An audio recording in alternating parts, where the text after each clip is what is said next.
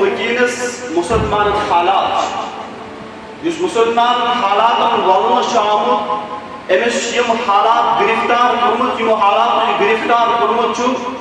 اس کے بے شمار اسباب ہے، اس کے بے شمار وجوہات ہے۔ یاد رکھیں وہ دور آپ یاد کریں، سو دور کرو یاد یہ مسلمانوں کو نام بوزت، مسلمانوں کا نام سن کر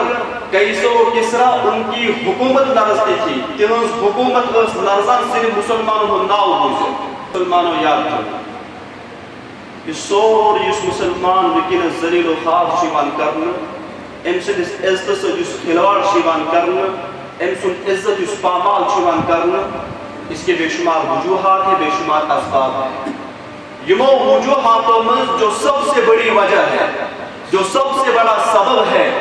وہ یہ ہے کہ وہ مسلمانوں کا باہمی جد ہے۔ مسلمان ہسپان میں لڑے،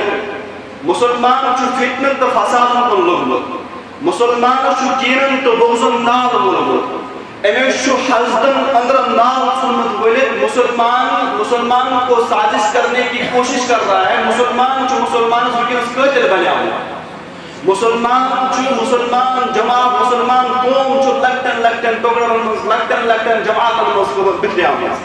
جو لگتن فرقن مس تقسیم گمت۔ اور آج کے دور کا مسلمان، اس کے دور کا مسلمان سن فکر تو سوچ، سن تصور، سن خیال، سن تصور یہ میری 1.5 فٹ کی مسجد الگ ہو، میں اس پر 1.5 فٹ مسجد الگ آسی۔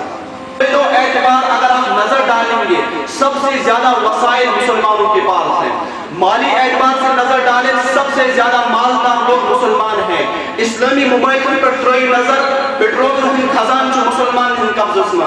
سنو کے کنویں مسلمانوں کے قبضے میں ہیں، سنن ہن کریل جو مسلمان ہن قبضہ میں،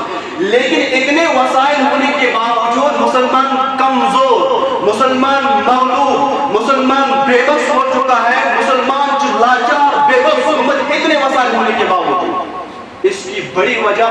پانوی لڑائی، پانوی فتنہ فساد، ایک بڑ بار وجہ حسد،